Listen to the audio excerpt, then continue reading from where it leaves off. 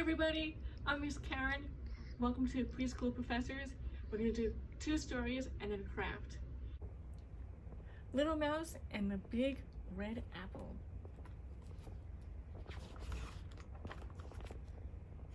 By A.H. Benjamin.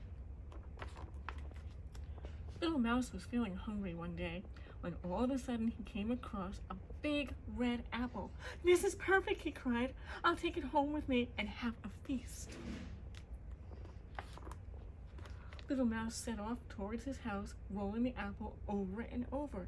He couldn't wait to get his teeth into the big red apple. "Yum, yum," he was thinking, when all of a sudden, the apple rolled into a pond. Splash! "Oh no! Little Mouse, what am I going to do now?" "Don't worry," said Frog, popping his head out of the water. "I'll help you." Frog kicked the apple hard with his strong back legs. It flew out of the water and, bump, landed on the ground. "There you are," said Frog. He licked his lips and stared at the apple. Thanks," said Little Mouse as he began to roll it along the path. He did not want to share his apple with Frog. Little Mouse went to his way, thinking of the yummy apple dinner he would have later. His mouth was already watering when, crash! The big red apple rolled under a thorn bush. "Uh-oh," muttered Little Mouse as he tried to rescue his dinner. "Ouch, that hurt," he cried. "Those thorns are sharp." "I see you have a problem," said Taurus, trudging up to a Little Mouse. "Leave it to me." Taurus didn't have to worry about the sharp thorns. He had his shell to protect him. Without any trouble at all, Taurus crept under the thorn bush and brought out the big red apple. "Problem solved," he said, looking at the apple longingly. "I'm very grateful, thank you," said Little Mouse in a hurried voice, and he was off again. He did not want to share his apple with Taurus. "I'll soon be home and digging into that big red apple," thought Little Mouse, when, thud! The apple rolled up against a log. "That's all I need," sighed Little Mouse when he saw that log blocked his path.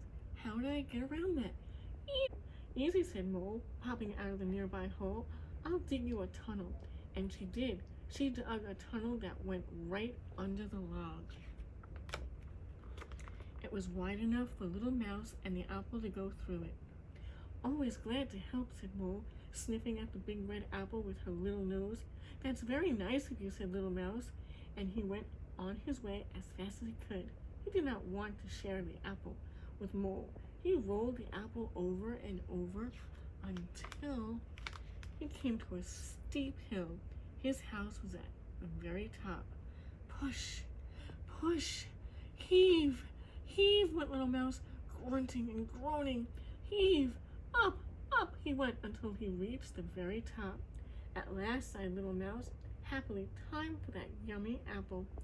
But as Little Mouse let go, the apple wobbled and it started to roll down the other side of the hill.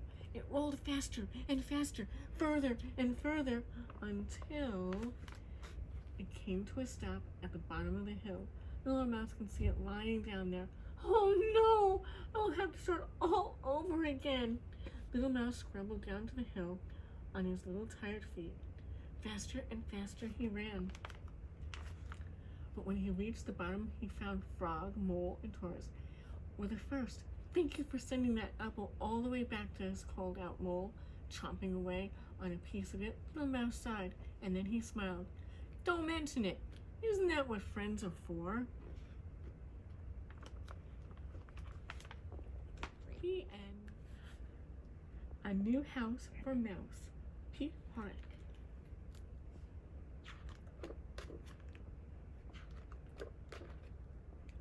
One day, a Little Mouse looked out of the tiny hole where he lived and saw a big apple. "I would like that apple to eat," said Little Mouse. "I must bring it inside."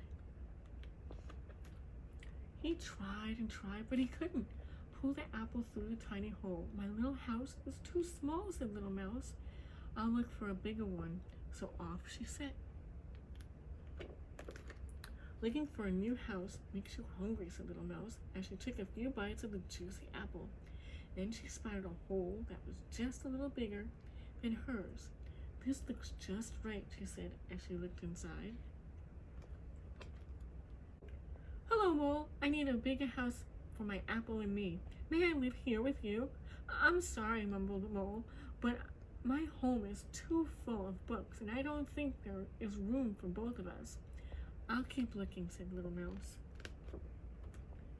Soon Little Mouse felt hungry again. I'll just have a nibble, she said to herself. Then she spotted a hole that was just a little bigger than Mole's. That will be perfect, she said. She looked inside. Hello, Rabbit. I'm looking for a bigger house for my apple and me. May I live here with you? I'm sorry, twittered Rabbit, but my home is too full of cabbage. I don't think there's room for both of us. Perhaps not, said Little Mouse. Little Mouse set off again, but she was still hungry, so she nibbled on the apple as she went, and then she spotted another hole that was just a little bigger than Rabbit's. That will be just right, she said. She looked inside. Hello, Badger, she said. I'm looking for a new home for my apple and me. May I come and live with you? I'm sorry, barked Badger, but I stretched out on my cushions all day sleeping, and I don't think there's room for both of us. Perhaps not, said Little Mouse. Feeling rather tired and still hungry, she nibbled on the apple once again. That evening she came across an enormous hole. This must be big enough for my apple and me, she thought. Hello, is anyone in there? She shouted. Hello, Little Mouse, growled Bear. Why don't you come and live here with me? No, thank you, squeaked Little Mouse. I think the cave is too small for you and me and my apple. And off she ran. Little Mouse was very tired now, but pulling the apple seemed easier. Suddenly she saw a tiny hole. That looks perfect, she squealed. She looked inside. There was no one home. Little Mouse went right in and pulled her apple behind her. It fit perfectly. I knew I'd find somewhere just right for both me and my apple, she said, and she climbed into her own bed and fell fast asleep. The end. It's time for our craft. We're going to do an apple core. All you need is a coffee filter and watercolor paints, pencil, glue, paintbrush, and some water. First thing we're going to do is cut out our apple core. You just do a little half circle.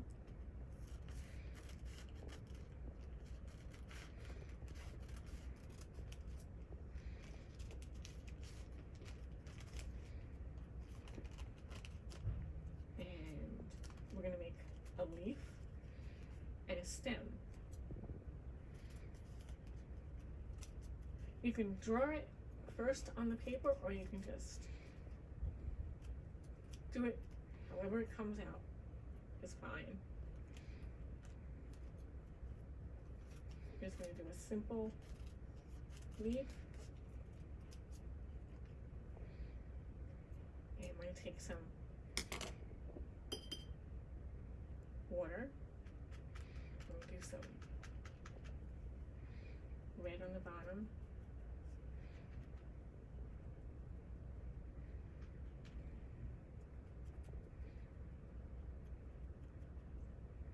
And make sure you clean your brush. Not too much water because you'll make a mess, which is fine, except I didn't put any paper underneath.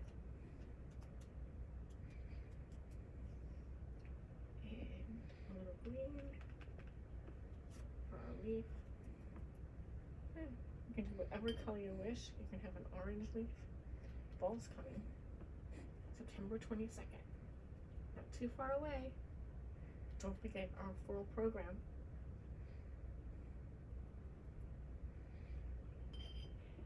You can also find the instructions down below in the description box.